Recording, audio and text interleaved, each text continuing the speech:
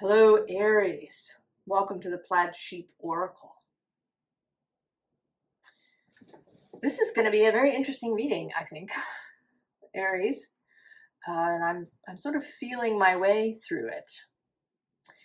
We begin a little oddly with my little cat Major Arcana Tarot with this Luna Moon card.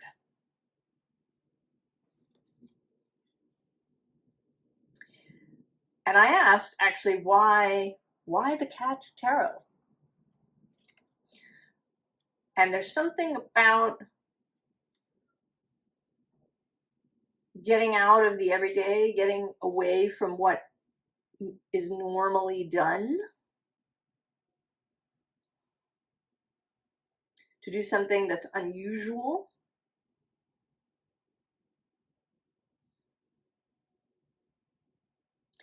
And with the moon, there is, and we'll see it as we go forward, there is something that needs to be revealed, and it's something emotional, Aries. The visible underlying is the Chariot with the Fool underneath. And I want to say that you're really ready to go. That you want to move on to the next thing. But below the Fool, we have Temperance. And then at the bottom of the deck, we have the Empress, who is a more, right, she's not a rushing sort of energy. She's an energy that allows things to build, to become complete. It's not that she doesn't have an active principle, but there's something about needing to have all the parts perhaps in place. And that there's something under the surface that needs to be seen by you, Aries.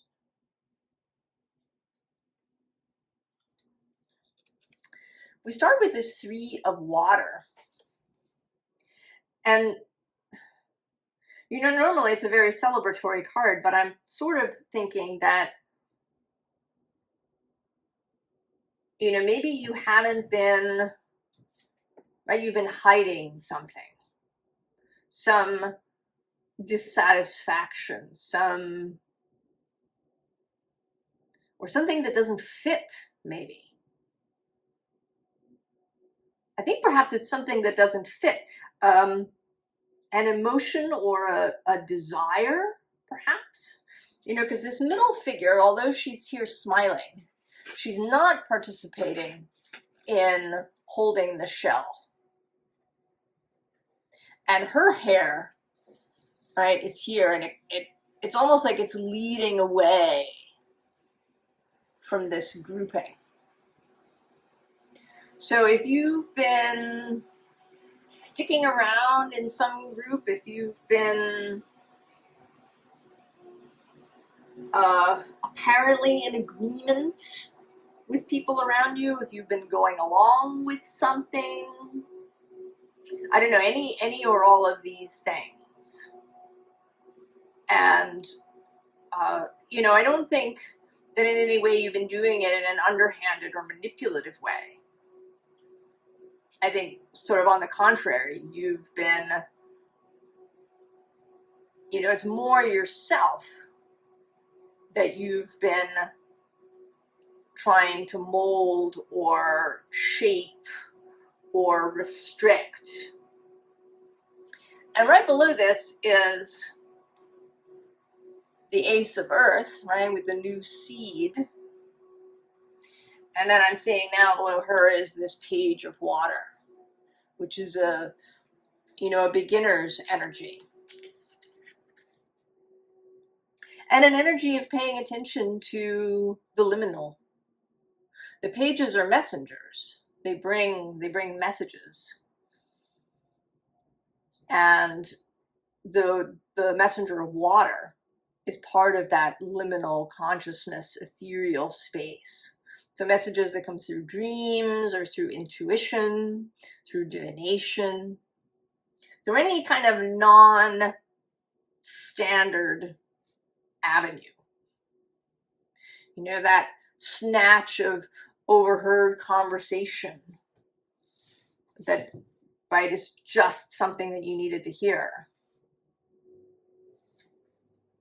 Or, you know, being drawn to a book in a bookstore,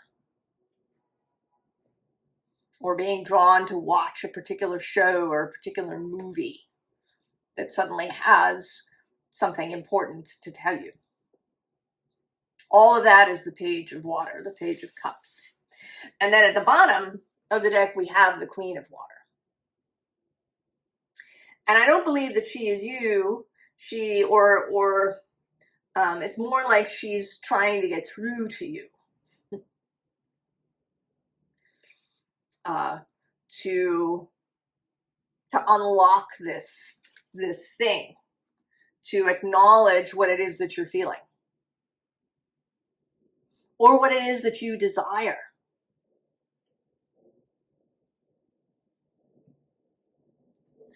Because then we have this Nine of Swords, right? This, image. I mean, there's some fear in it, but more, right? It's more of a depressed kind of energy than it is fearful. A sense of perhaps of apathy, or, of that kind of grayness that comes with depression, where, it seems like nothing can change. And, right, all of these sorts of, curl up in a fetal position kind of energies. But then we have this Queen of Earth. And I think that she is the front that you've been presenting to the world, and maybe even to yourself. That everything's fine, right? You're working towards what you're working towards. You're, maybe you're even doing really well. It is the Queen of Pentacles.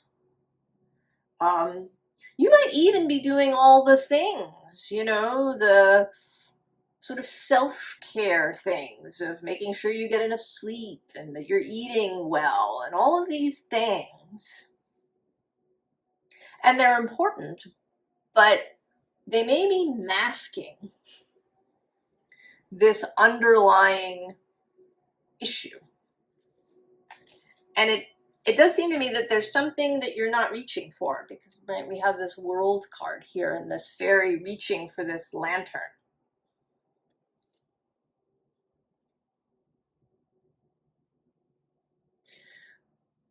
That you have some sort of desire for something, or some expression, something you want to express that is not getting out there. Because then we have the Knight of Fire. The representative of passionate action.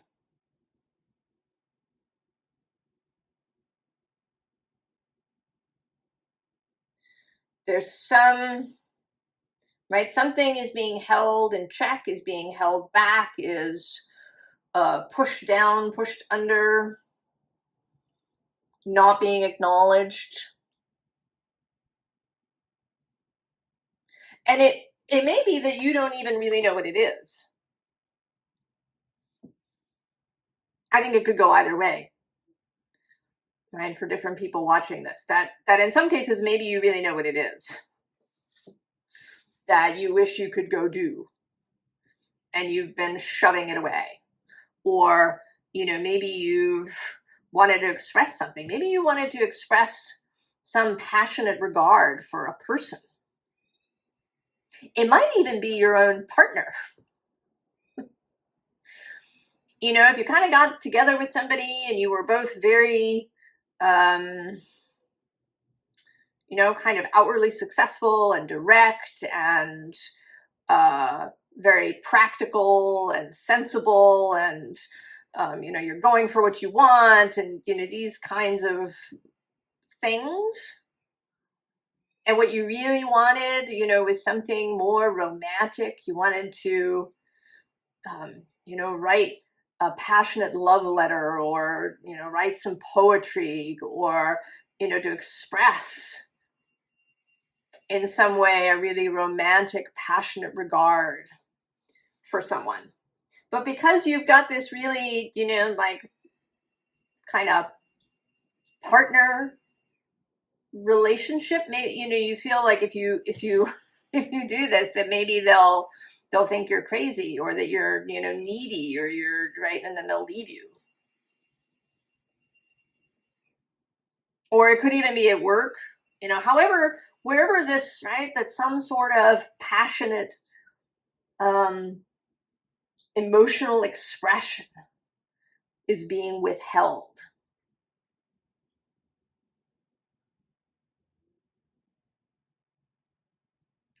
I'm going to show you now, next to the Empress, down underneath, is this Judgment card, and it's one of my favorite Judgment cards, because it looks as if these cats have eaten the angel and are being told off by God, right, for, and then they don't care.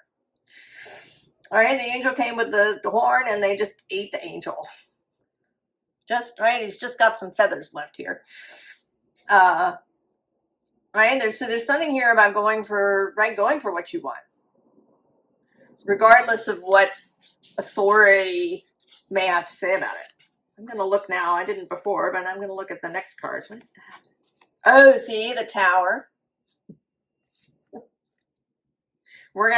That's going to come up again. Oh, and then the Hanged Man.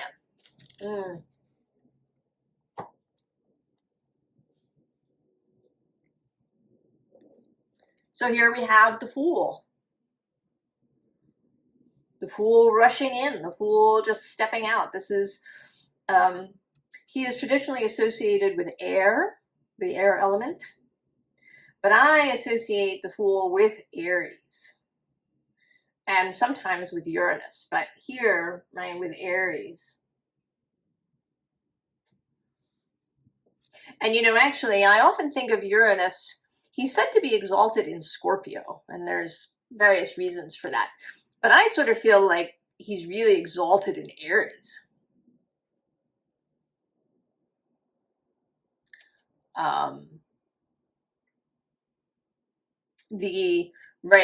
The sudden, you know, just going out, right? Leaving without anything, you know, not stopping to pack a bag. And below it, we have both the Chariot, and I'm now seeing the Star.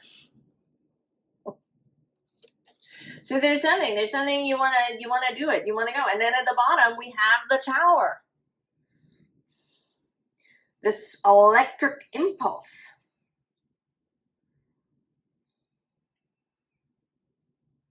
Of something that you either want to do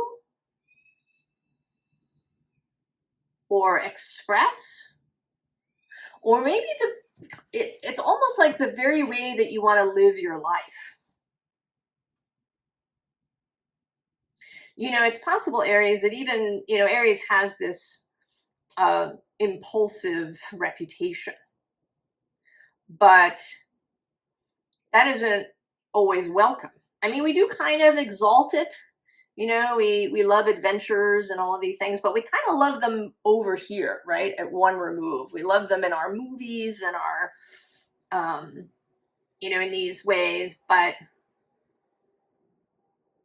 you know, we don't always love them in kind of daily life.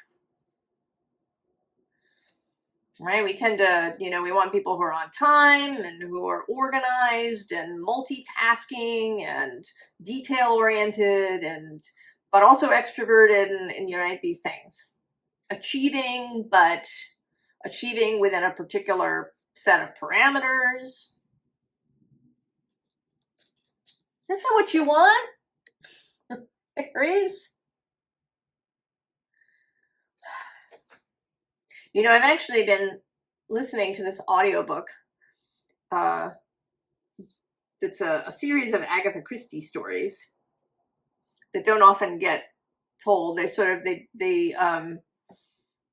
they're not, you know, Miss Marple or Poirot or anything. They're just a bunch of little short stories, and in several of them, this kind of impulsive, adventurous vibe really pays off, right? There's both a heroine and a couple of heroes who act impulsively because it really feels good, right? They're looking for adventure, and this kind of adventurous thing shows up, and they grasp it, right? They grasp the golden ball when it's offered and run with it. And as a result, they gain a lot. They gain love, they gain money, they gain, you know, all kinds of things because they took this chance.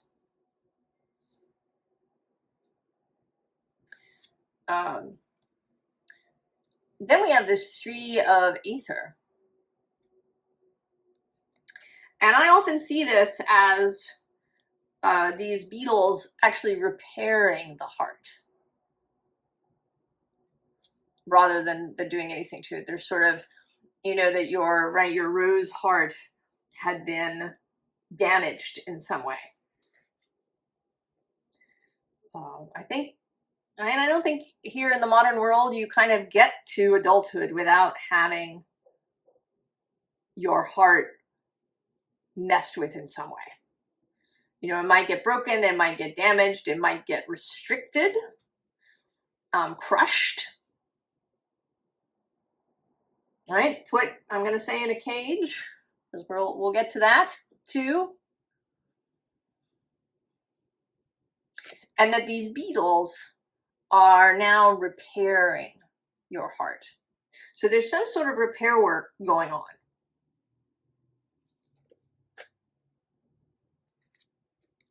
And I'm seeing that here too, that there's been, you know, some inner work here. This is the 9 of Combustion, the 9 of Wands. Right, a kind of completion point of a long process. And that, you know, maybe it's been very internal, quiet, unseen by anybody.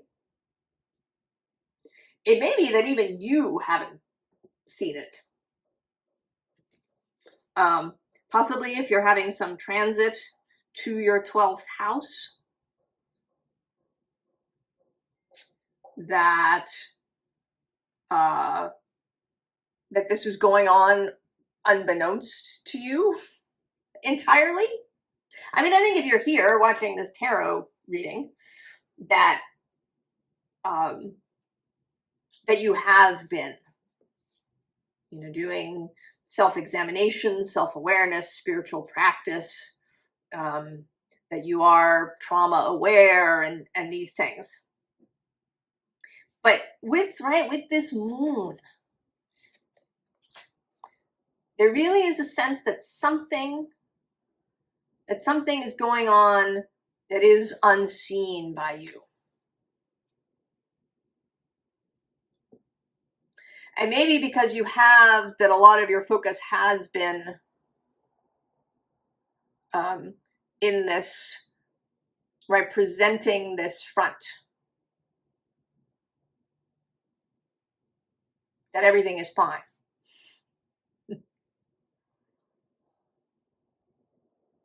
And I don't, you know, I don't want to say that what you need to do here necessarily is to, like, you know, break down in a heap and tell everybody you know that you're dissatisfied and, you know, it's not necessarily that you actually need help from the outside. I think, in fact, that you don't. that this isn't really about, you know, asking someone for help. I don't think that actually that you're in trouble in any way. I think that it's actually quite the opposite. The issue is that you're just hiding what would be gloriously successful if you let it out. Because we have this Two of Pentacles, and I'm not seeing it as, you know, you and somebody else, but you and you.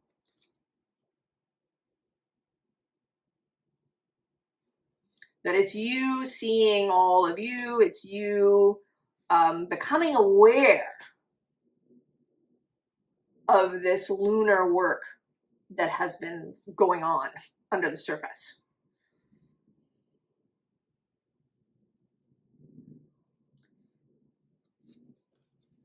Right? There's the uncaging of the heart. Now, interestingly, at the bottom, there is this, it is what it is. And I want to say, yes, right? It is what it is. It's glorious. You just got to take it outside, right? Go through the door.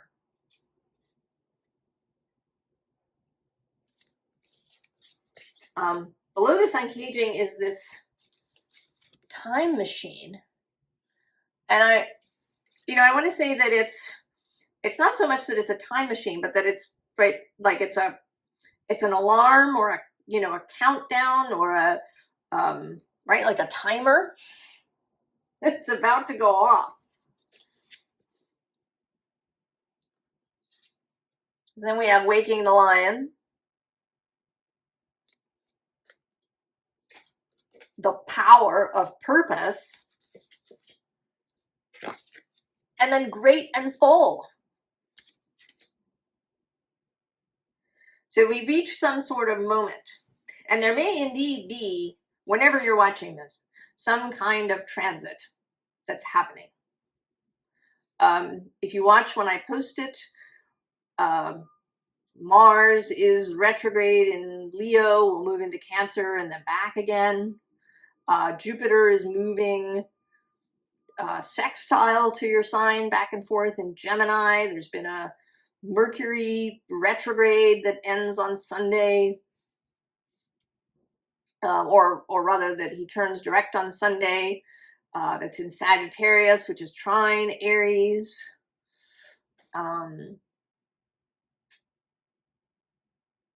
Venus has moved into Aquarius, met with Pluto and Ceres, and that is also sextile your sign.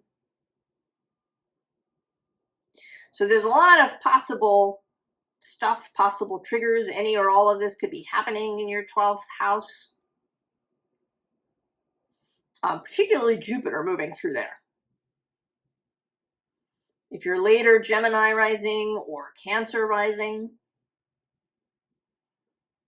that could be happening in your 12th house.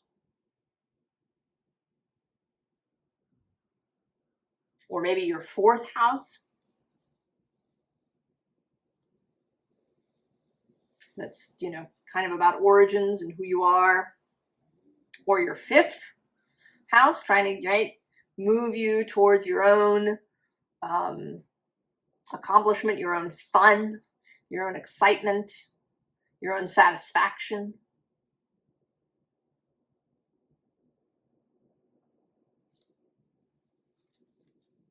And then we have the King of Cups. So we start here with the page, right, that we had under here. This, right, this new energy. Maybe you're just, right, you're not used to this. Perhaps revealing this passion. Revealing maybe a really romantic nature. It's not a word I think people would associate with Aries, romance. But I think it's absolutely there. And then we have the Queen of Cups, right, who's been communicating with you. And now you reach the King of Cups. So a full, right, full emotional maturity, which means, right, that you've, you know, you've come to terms. You've come to a place where you really love all your bits.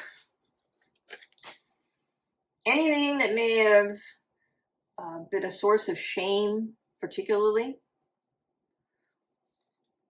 is now loved. Right? And below that we have repeating the Queen of Sacred Circles, but this time not in a hiding way.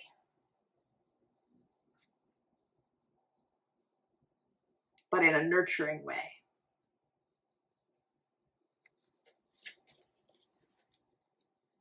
Bottom of the deck is the Hanged One.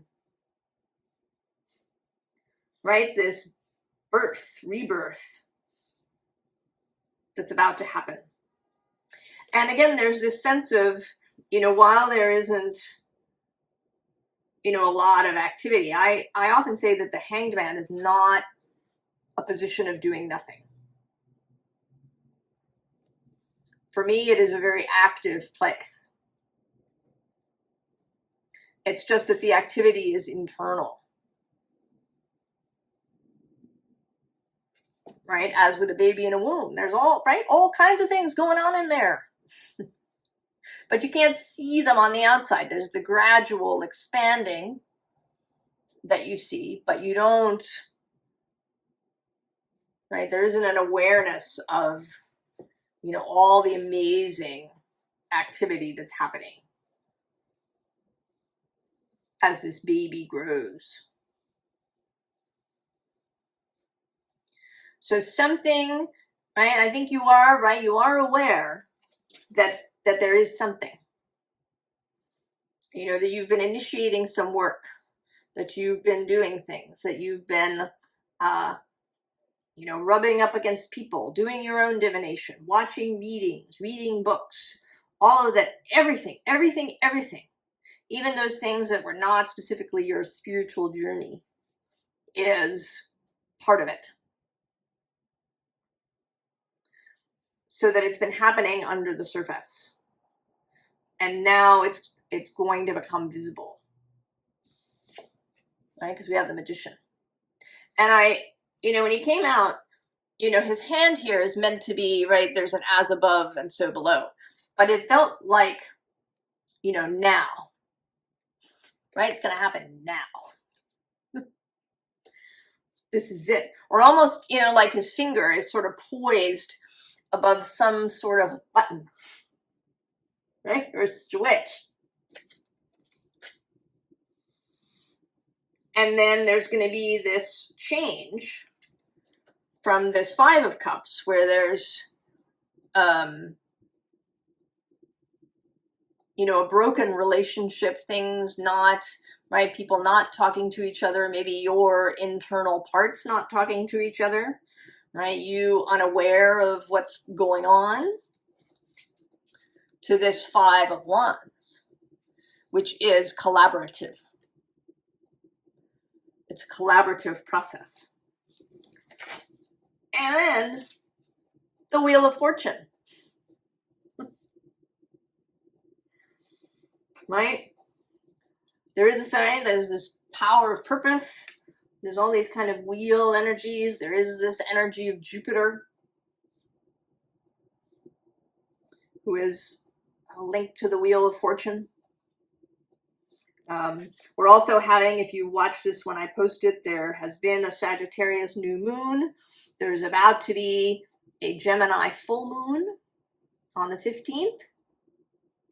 I put out an Eros reading because asteroid Eros is conjunct the sun at this full moon, and I've realized that the asteroid Cupido, right, Cupid, he's the Roman Eros, is in opposition. He is conjunct the moon. In fact, today, he's in direct opposition to Eros and the sun, who meet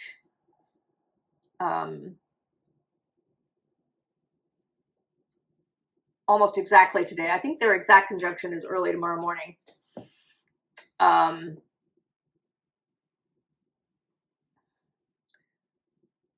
but Cupid is moving retrograde. So he'll be a little back. So there's all this energy of, right, of desire, of sex, of passion, of the physical, of the sensual, of the real, of, you know, and it may be in many ways stuff that people don't want to talk about, right? We don't really, you know, we get into psychology and stuff, and we make it clinical so that we can talk about relationships between people, especially ones that include physical and sexual stuff and relationships between men and women. And even between men and women and women. There's so many things we don't, right, we don't like to talk about. You may be thinking about a lot of those things. You know, how it all works for you, what you would like to express, what kind of relationship you're looking for, what kind of job you're looking for, right? What do you want to do? You know, maybe you've been sitting at a desk and you just really want to use your body in your job in some way. Right? There's many ways that this, right, that the erotic lives within us and is expressed through us. Formal advice. Manifestation. Right? So something becoming manifest, becoming visible. Be ready. Right? Because under that we have groundedness. Right? Finding stability, finding ground. And then actually below that I'm seeing now is the Queen. And then interestingly is the drone. And one of the drone's jobs is to fertilize the Queen. But I think the drones have other jobs too that are, I think, in perhaps unseen because of, right, people's preconceptions about things. And then the bottom is architecture, right? So something is being built. Something is perhaps being repaired, restored, refurbished, renovated within you. And to allow this process to occur. Values, know your values. Know what it is that you want. Know what it is that's important to you. Know how you want to engage in relationships with others. What is your value around relationships? What is your love language, too? You know, how good are you at seeing other people's love languages? How good are you at expressing to people how much you care for them? You know, is that a value that people should know that you really appreciate them, that you love them?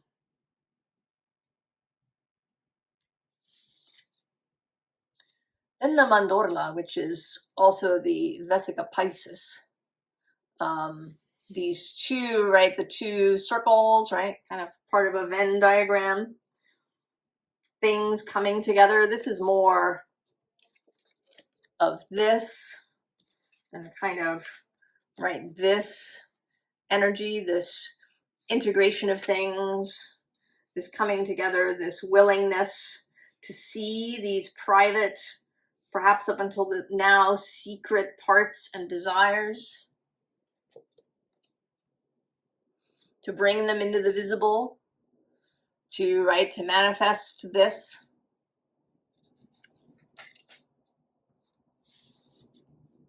And then mana. Accept receive, have all the blessings that are available. Just let it shower you. You know, this, right, this is a closed feeling, right? A resistant energy.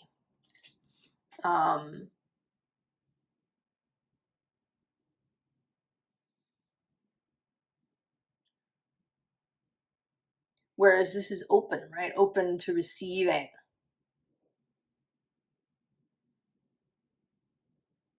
To receive all the nectar. And to do it, you know, even if you have no way of repaying it, even if it's not part of, you know, some sort of exchange, right? We think, you know, bees, right? They drink nectar and then but they take the pollen from place to place. So there's a kind of exchange of services that goes on. But I think this is a reductionist view. I think it's a reductionist view even of this example. I think it's how we in the modern world tend to view things. Because we view them from this left-brained, reductionist state of attention, where things are in parts and things move out of context and things have very practical uses. Right? Like the whole realm of evolutionary psychology, right? That looks at all of these things, you know, and sees things in terms of, you know, genes surviving and, you know, how we survive. And I personally, although I think it probably has a great deal of value for people and that it can be helpful for people if they, you know, sort of resonate with that. But for me personally, that is so depressing. Right? The idea that our behaviors can just be reduced in this way to, you know, survival-based things. You know, that the humans behave the way they do because, you know, that's the survival instinct, and you know, these strategies have helped us survive, and so and while I can see that you could see things that way, it's just really sort of it's really depressing, I think. Right? It removes the magic, it removes the romance, it removes the spirit of the thing.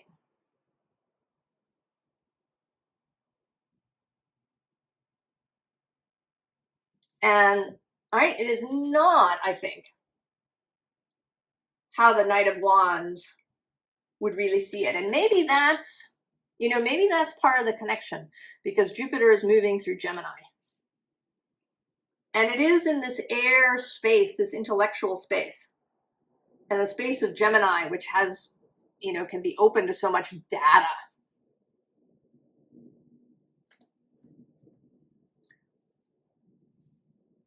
That we can get caught up in this very reductionist space. But with Jupiter moving through there and Mercury sitting in Sagittarius, right, in this Night of Fire space, I think there is a real possibility of you getting back into that right brain, which sees things as holistically. Sees not just the map, but the whole landscape, right? Feels it, smells it, you know, lies down with, you know, skin touching grass or sand or ocean, right? That the landscape is so much, infinitely more than the map can ever express. And with this Eros-Cupid connection, and with Venus moving through the airspace of Aquarius, and Pluto moving through there, I think there's real possibilities of this for us. For you to, put your right brain back in the driver's seat. You need, right? We need both. We need to be able to see the whole thing and then to grasp perhaps one piece of it. But we've allowed this piece part to be in the driver's seat. And I think we want this holistic part to be in the driver's seat. And that is now opening up for you, Aries. So I told you we were going to go places. And we got all the way here.